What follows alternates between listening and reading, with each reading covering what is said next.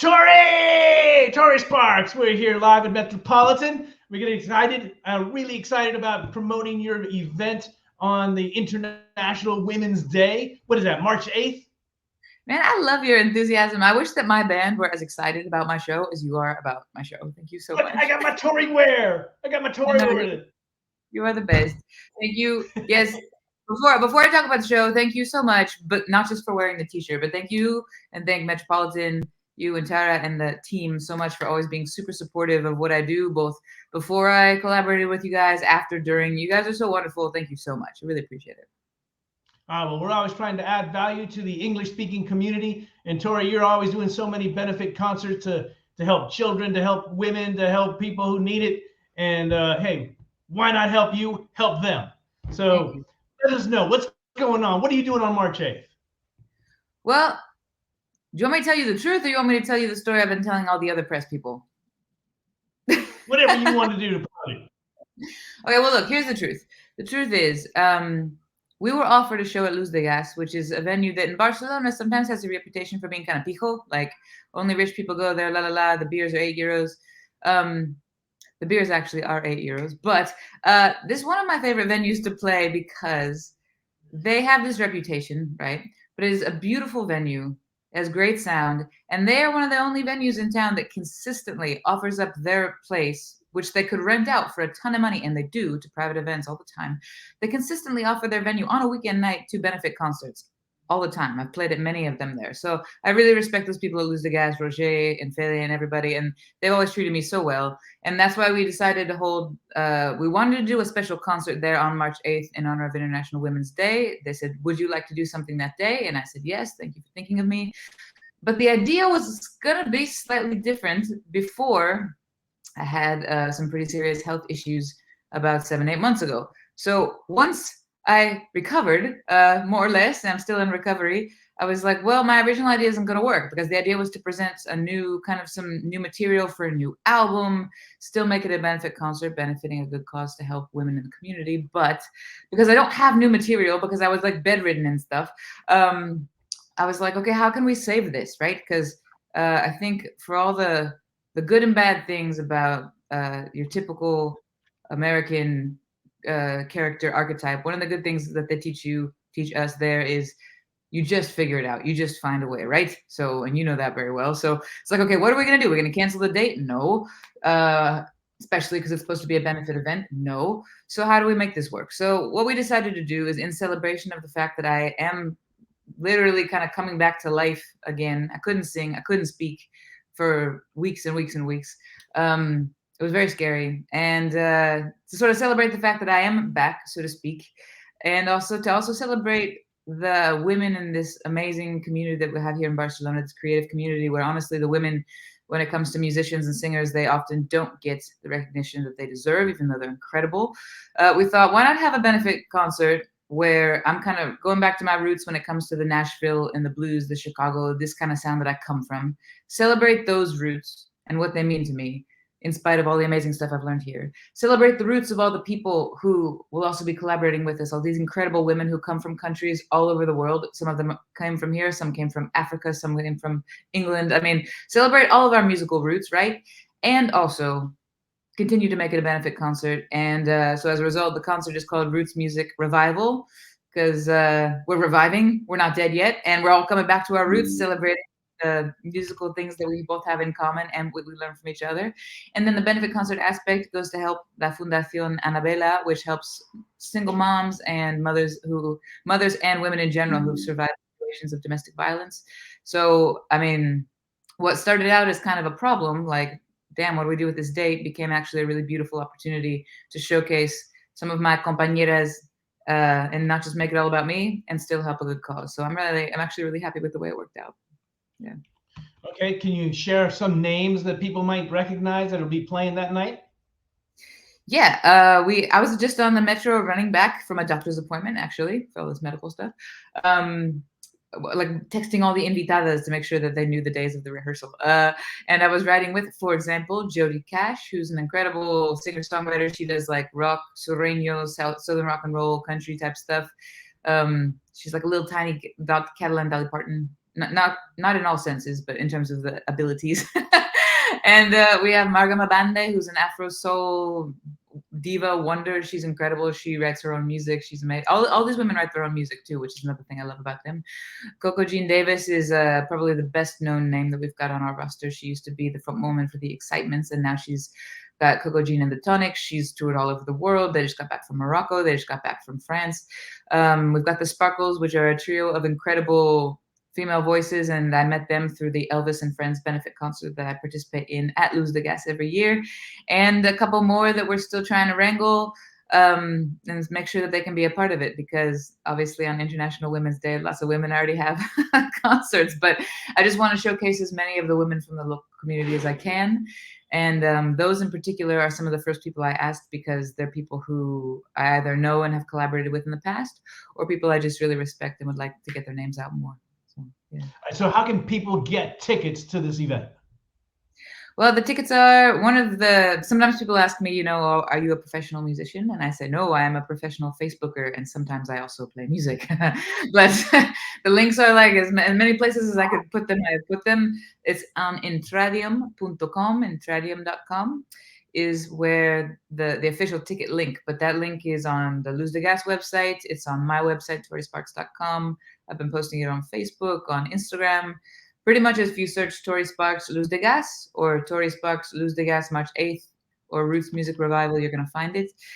We've tried to keep the ticket prices low, which I know a lot of people, including my publicist, tell me not to do.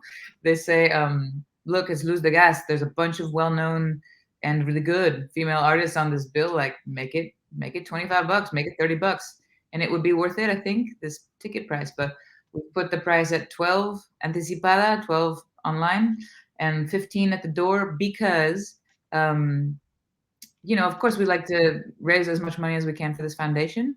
But at the same time, I don't want this to be an event that's only accessible to people who have a bunch of extra disposable income. That's not everybody by any means these days. So we wanted to keep the prices low. There is a VIP option if somebody really wants to spend a bunch of money and come do a meet and greet before with all the artists.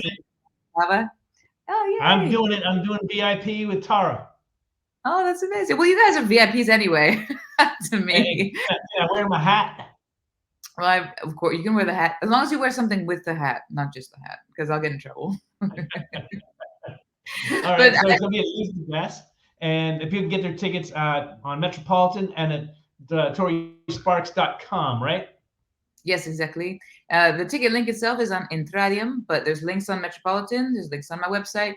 And you guys have the benefit, if you go to, for example, the Metropolitan website, you get to see all the other cool stuff happening in the community as well, and then go buy a ticket for our event. So I'd recommend doing it that way.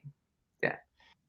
All right. And what else can you tell us about the people who are going to benefit from the concert? Well, la Fundación Ana Bella, usually I like to make it every single big concert that I've ever done, from back in the day in the US when I lived in Nashville, here, doesn't matter. It always has an aspect that somehow benefits the local community, whether it's direct donations or something else, raising awareness.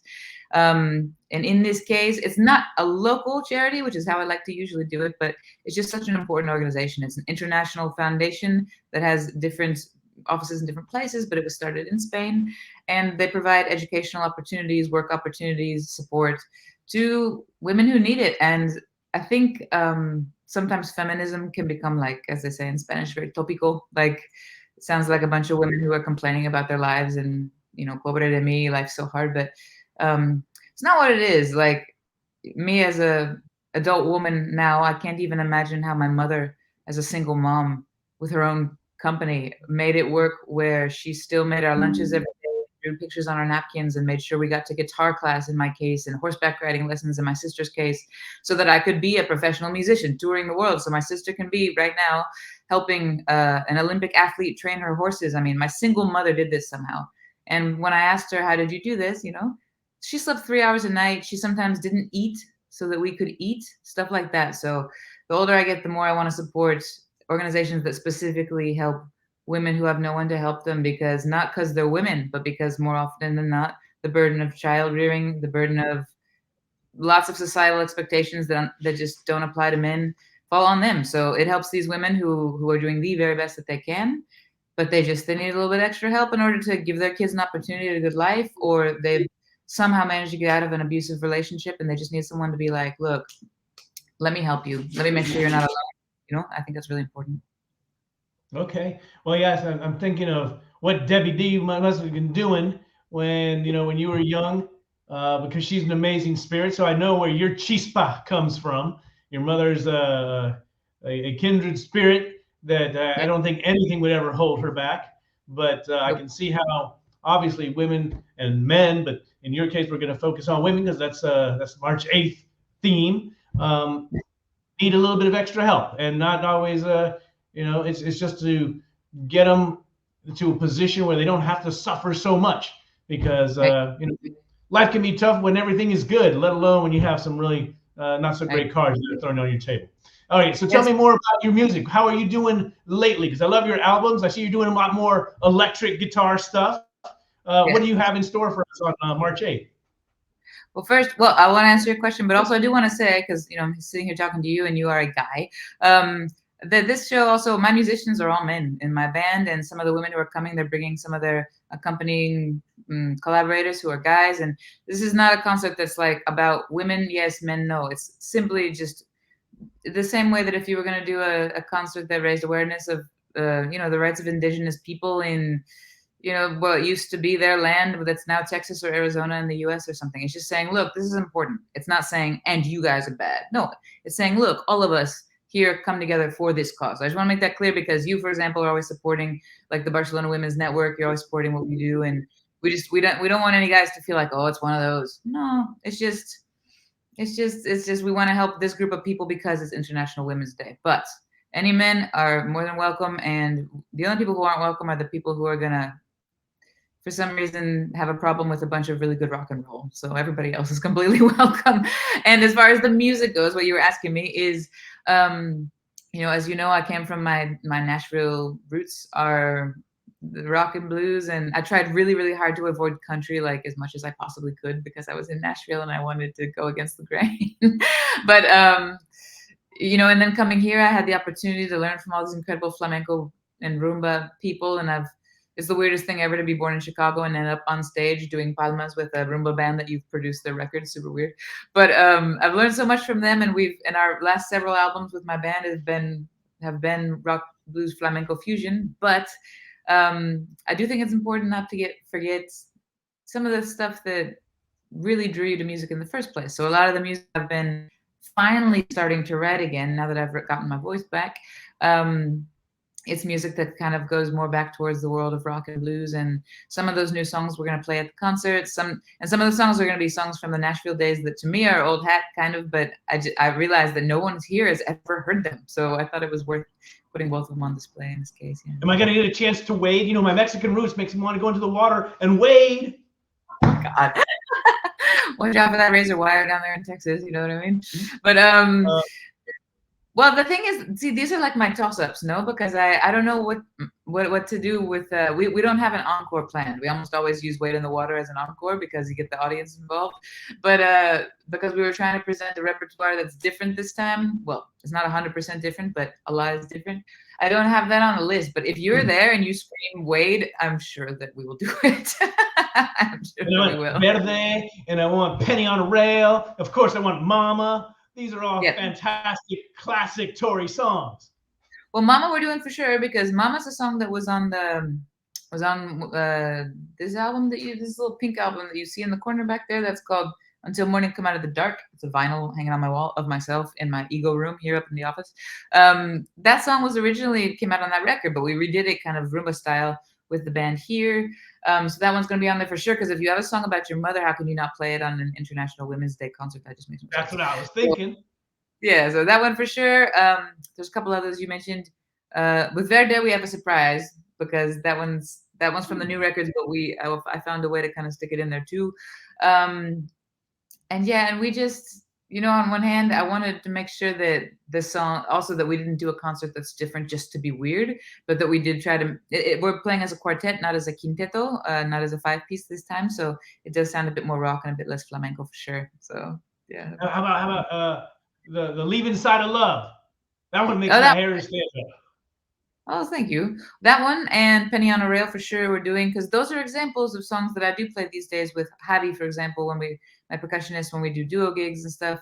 But these are songs I've never played with the band here, except maybe like the first 6 months back in 2011, back when I was still trying to figure out what I was doing. But that's a song that still continues to be one of my favorites, and luckily one of many people's favorites. And it's a song that's gotten very little exposure here, just because I don't play it so much with the band. So we're gonna do that one for sure.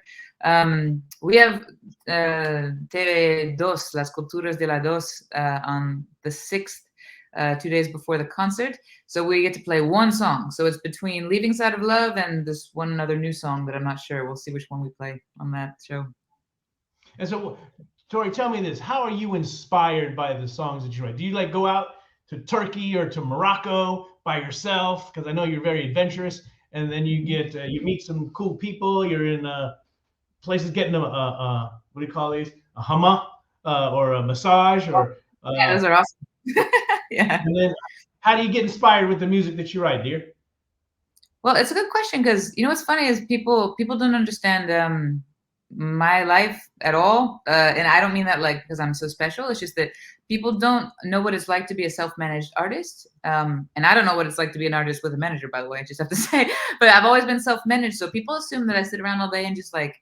A friend of mine, actually, the other day, I got really mad at him because he said, well, you just sit around all day and think about music and think about your inspiration. I'm like, you're kidding, right? Usually I'm doing factura, I'm doing billing and invoices, and I'm spreadsheets, and I'm booking and promoting and doing interviews, and like, I'm getting all made up so I can do an interview, but really I'm wearing slippers, and so when it comes to inspiration, like there's two parts to it, and one part I'm still really struggling with these days just because of my time constraints. But the first part just comes with the initial idea, the seed of the idea, and that can really come from anywhere. The other day, I was trying to carry some coffee up to my office and some other stuff in my hands and the cat, and I couldn't do it all.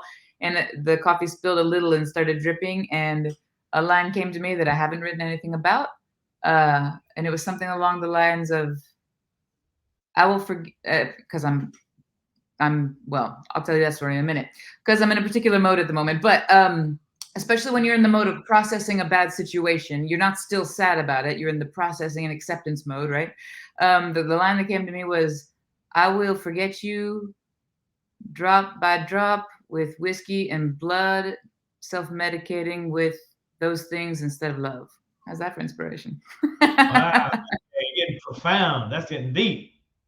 Yeah, and the cool thing is, if you put a line like that that's really depressing with like a really upbeat tempo, people don't even notice it. They'll like play it at their weddings and stuff. It's awesome. So the second part of the inspiration comes from, like, you get all these ideas. I get the stories that I would tell you was just that I was in a relationship this past year with somebody who ended up being not and not in a normal not sense. Like, he thought there were cameras in the walls watching us, and there were many issues with this individual. So when I'm super sad or super upset, I don't sit down and write music. Actually, that's when you don't write music. You're trying to like just survive. Now, when I'm fine again, so to speak, that's when the ideas come, because you have perspective on it. But then the second part of the inspiration, the problem is you need time to sit down and like work with the guitar and the idea you had and let that idea grow into a song. And I just haven't had the time. So I'm hoping that after the 8th of March, I'll have time to work on a new album. That's the idea, yeah. And Tori, how many guitars do you actually have? They're over there. 1, 2, 3, 4, 5, 6, 7, 8. I think I have 8 if you don't count the Portuguese guitar, which I've never learned to play, which I bought while we were on tour in Portugal back when I had more disposable income. And I thought, I will learn this, and I will never learn to play that, because here, wait, I'll show you why. Okay. Because look, okay, so a regular guitar, whether it's got 6 strings, or whether it's got 12 strings, or whether it's electric, or whether it's acoustic, it kind of looks like this, right? It's got this kind of shape going on, right? This is my Strat, and you play it the same way, whether it's electric, acoustic. There's differences in the technique, of course, but like the actual notes, what you do up here is the same, right? So if you are like me and you are touring in Portugal for the first time like 5 years ago, and you had more money at the time because the music business hadn't crashed completely due to the pandemic yet, and and you're like, oh, you know what I should do? I should spend my savings on this instead. And you end up buying a Portuguese guitar and you never learn to play it ever because it looks like this with this beautiful. But do you notice this is completely different than a normal guitar? So I've never learned to use this thing. So if you count this one, I have 11. So I remember, are you still doing any concerts out on your terrace? Like you did during the pandemic? No, because at the time, yeah, like the day after the pandemic, the day after the lockdown was announced, I believe that was March 13th or 14th. And I remember that because the day before I had a gig in Madrid and I'd almost canceled it. But did that gig, came home, and that was a Friday. They announced the lockdown that Saturday. And I remember being in pajamas, sitting right here on the phone with my mother. At the time, I was quite stressed because we had just released our most recent album, Wait No More, and we were about to start really promoting it. And I was like, I can't say these words that I said to my mom probably on this streaming thing because of expletives, but blah, blah, blah, blah, blah, blah, blah, blah, blah, blah. Like the music business isn't hard enough without this ridiculous nonsense of the government wanting us to stay home for 2 weeks because of what? And of course, I didn't understand the scope of the situation, obviously, at that time. And at the moment, all of us just saw it as an inconvenience and as, why is this happening, right? So I was so mad. I'm like, for these next 2 weeks, I'm not talking to anybody. I'm done. I hate everything. But of course, my mother, being the amazing woman that she is, she's always able to get me back on track when I start feeling overwhelmed or discouraged, you know. We all do that sometimes. And she's like, you know, I don't know, like, just, I don't even know what she said to me, but magical mom stuff. And by the end of the conversation, which was about an hour long, I ended up dressed up with my little speaker system out on the literally right out there, singing on the roof to my neighbors because my house is right in front of a park with all these apartment buildings all around it. Because I was just thinking, you know, these people, they're pissed off too. And maybe some of them are scared. And a lot of people who are older live in my neighborhood. Maybe they live alone. Maybe they don't understand what's happening. Like there's a sickness. What is it? What does this mean for me? Right. So I just got up there and was like, listen, neighbors, I just want you to know that I appreciate how kind you've all been to me and that we'll get through this, whatever this is. And you're not alone. And, you know, it's kind of like rock and roll or die type moment. And the idea was just to do it once, but because people responded so well, I ended up doing it, every week throughout this whole longer than we thought lockdown thing. But now, I mean, it's not that the neighbors don't want to hear me, or maybe they don't. I don't know, but I don't think they would object. But it's just, it's not quite the same anymore because it's symbolized this concept of personal resistance and hope in spite of circumstances. And now it would just be kind of me promoting myself, and that, you know, I don't want to bother them. You know, I'd rather invite them to the concert when I see them at the grocery store or something. But at the time, I felt like I was giving back to the community. Now it would just be like, do you remember me? Buy my album. Thank you. You know? And I had another question. Obviously, I've known you for a long time. I love you dearly. But I did some research on you for this interview, and I saw that Rolling Stone refers to you as an adventurer because you're always pushing the envelope. Do you know what they're talking about there? Well, yes. And let me say that I was so grateful for that article because as a musician, of course, I saw Taylor Swift speech when she won a Grammy this year. And while I think I respect immensely a lot of the stuff that she's done when it comes to business, she said something that was both true and totally disingenuous. She said, you know, it means as much to me when I complete a song at home and my bedroom and when I come up with a great chorus as this does, you know, like the work for me is the reward. And on one hand, she's right, because that's why we do it. The music is the reward, right? On the other hand, do not give me that nonsense. Don't tell me that winning a Grammy isn't cool. Yes, it is. It is, even if you won a bunch of them. And it's an honor that your peers choose to honor you. So in my case, the whole point of that whole diatribe was because being in Rolling Stone is cool. It doesn't matter how humble you are. It doesn't matter how much you do it for the art. It's cool to be like, Mom, I'm in Rolling Stone. There's even a song about that, right? So that article came out about 2 or 3 years after I moved here, right before Rolling Stone Spain actually stopped printing at all. And it was called La Aventura Sin Red de Tori Sparks, which means the adventure without a safety net of Tori Sparks. And it just talked about this idea of this person who had a record deal in Nashville. It went badly, so she fought the record label for the rights to her music, which is true, because they didn't promote it, they didn't do anything. And then went on the road by herself in America and Europe, and then decided to move here where I knew no one, didn't speak the language, and kind of just remake the musical aspect of what we were doing completely, to do this flamenco fusion thing, even though it was, in terms of an American doing that, was totally unheard of over here, and kind of risking everything with absolutely no backup plan, because as an artist and as a human being, just my way of doing things is always you commit to everything 100% and you hope you don't die. So it was about that. And for me, it was a huge compliment, because somebody who's a friend of mine and who knows the details might understand all the sacrifices and all the pain and suffering that goes into living that way sometimes. But there's no reason for Rolling Stone to care, about me, especially then when I didn't have nearly the career that I've got now. So I really appreciate that article, because it made me feel like not just about me being validated, but it made me feel like very cool that the mainstream press still looks at independent artists and sees them as something important for the future of music. That was cool.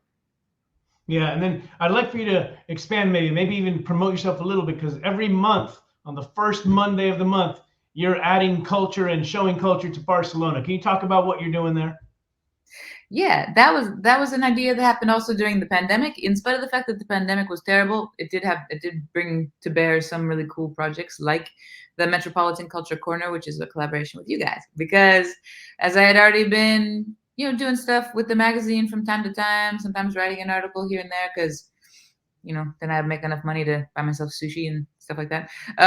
When we were talking about maybe doing more together, it was an idea that had been kind of circulating in my brain for a while. Like, a lot of artistic people are pretty bad at promoting themselves. Sometimes they just don't have the time. Sometimes they're just shy. And I thought that it would be very cool, because you guys had just taken over the magazine not long before, to create a collaboration where I interview kind of a long format, 20, 25-minute interview with somebody from the world of arts and culture once a month. And of course, go over the bullet points of their career. Like, for example, I interviewed not too long ago a guy who'd been nominated for the Latin Grammys, or I've people who've been nominated for Goyas if they're filmmakers. And of course, you mentioned that at some point. But the more interesting thing is to find out what inspires them, and find out what moves them, and why they do what they do, and some of the behind the scenes stories that maybe you wouldn't get in a typical press release. So I really enjoy doing that, and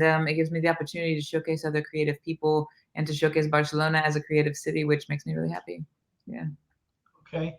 Well, I don't have anything else to say. I whenever I see David Bowie albums or something, I always think of you.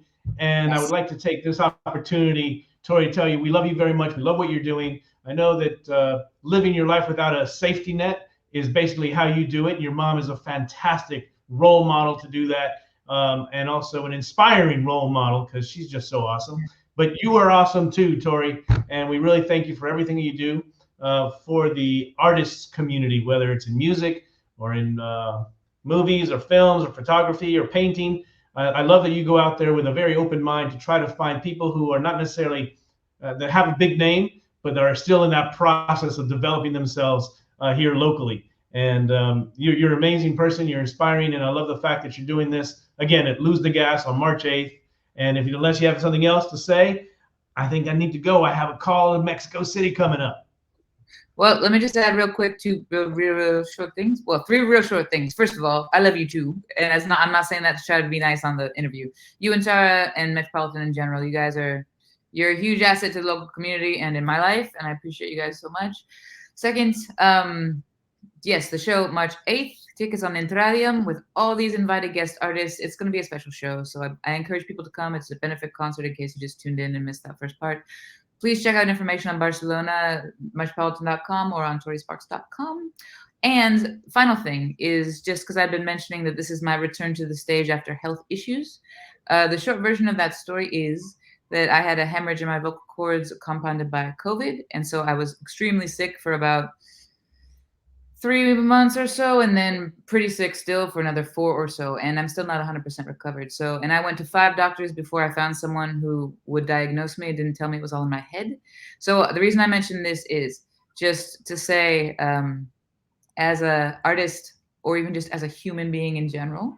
A lot of people are going through stuff since COVID, health problems, and a lot of people I've spoken to, especially women and especially singers, have run into doctors that tell them it's all in your head. So just as a spokesperson for mental and physical health these days, after what I've gone through, I would just like to say, anyone out there who's watching this,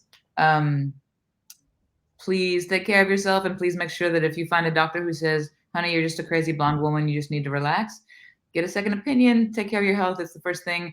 And if anybody out there is a music professional or even an aficionado just trying to get their act together after suffering something like this, and you guys would like to reach out to me and ask me any question at all, I know what it's like to be there, and I'm happy to talk to you. So just get in touch via social media, because it's the worst thing ever when you just feel alone when you're going through stuff like this. So yeah, get in touch if you want. As often or always, wise words from a rockin' woman. Love it. Thank you so much. Tori. I appreciate All it. Thank you very much. And I will see you at Luz de Gas. And I'm going to be wearing the hat and my Tori merch. All right. Well, don't be surprised if I do better. Okay. See you then. Bye, dear. Bye.